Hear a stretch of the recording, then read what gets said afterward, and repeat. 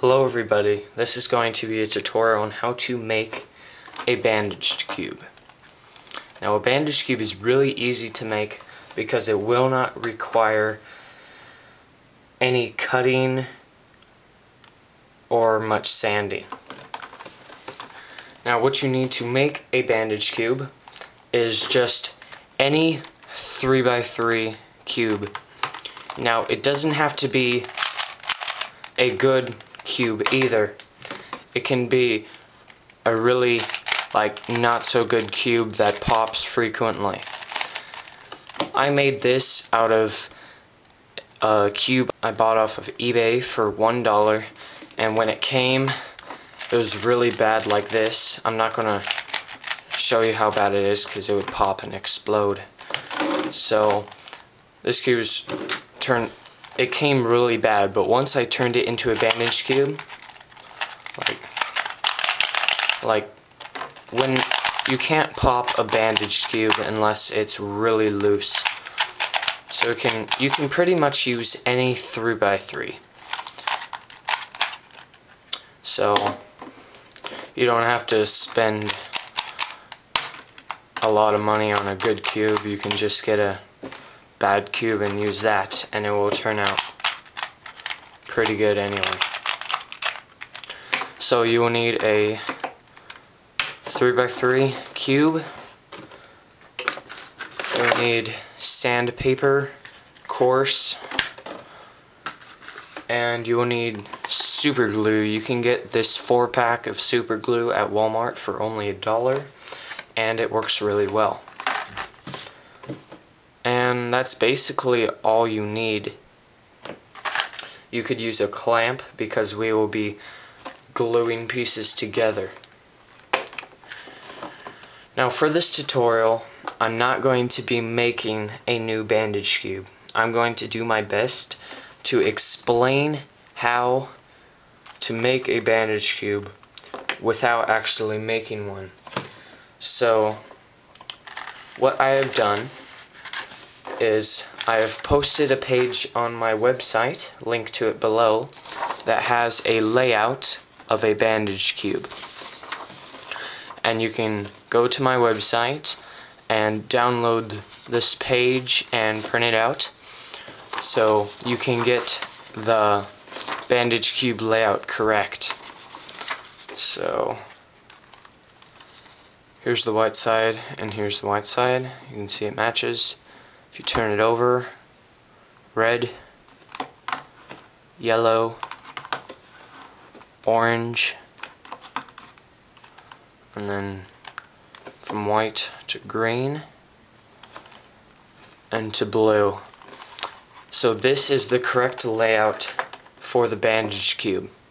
So I'd recommend printing this out to make sure you glue the pieces in the right spots. Okay, now there are 2 ways to make a bandage cube. Both will work. The easiest way, but not the best, is to just take multiple stickers and cover up this gap.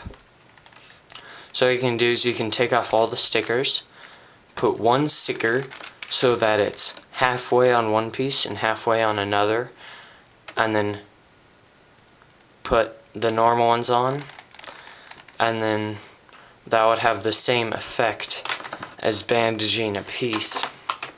What I'm going to teach you is to disassemble it and super glue the pieces together, and then we'll reassemble it and then either cut stickers or tiles for it. I recommend cutting tiles for it. You can get these from cubesmith.com. And if you cut tiles for it, you will not be able to see the gaps in between the pieces. Whether if you cut stickers for it, then you can see the line where the pieces were. Like on this 2x2x4, I cut stickers for it, and you can still see through the sticker and see the individual pieces. So for bandage cube, I'd recommend cutting tiles for it. Okay, to get started, you want to disassemble your cube. And so I'll just disassemble this bandage cube. Now, I will show you how you should glue your pieces. Okay, these are the pieces that make up a bandage cube. There are 3 different kinds of pieces you will need to make. You will have corner and edge connections, and you will need 7 of those. You need 7 edge and corner connections. You will have 1 free corner that is not bandaged to anything. And for the centers, for 4 of the centers, you want to bandage 4 edges to 4 centers. So here I have a center bandaged to an edge, center to an edge, center to an edge, center to an edge. You need 4 of those. And you want to make a 5th one and then attach it to another center like this. So you have 2 centers and an edge all connected. So how to make connections. So let's say we're making a corner and an edge connection. So it's pretty simple. Just like this. And making a bandage cube is really similar to making a 2x2x4. So if you have watched my 2x2x4 tutorial, I explain a lot of the same things. So I recommend watching my 2x2x4 tutorial, and it will help you understand the bandage cube, because you're basically doing the same things as you're connecting pieces to make them into one piece. So to bandage 2 pieces, you will need your glue and your sandpaper. Now, the surfaces on which you glue them, so it would be here and here, you want to take your sandpaper and sand down those surfaces. Sand it down until it doesn't have to be really sanded. You don't want to sand too much. You just want to roughen it up. And you do that to the other surface. Roughen it up. So you should have 2 surfaces which have been roughened up. Now, roughening up the surfaces makes the glue stronger.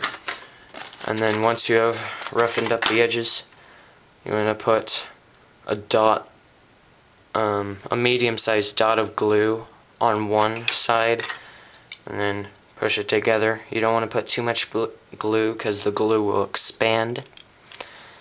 And then you want to glue it so that the sides are flush. You don't want to glue it so that it fits really tight together, but you want to glue it so that these sides are flush and you don't feel like, you don't want to glue it off like that, because then it won't look good and it won't turn well. So you want to glue the sides flush like that, and you want to make 7 corner and edge connections.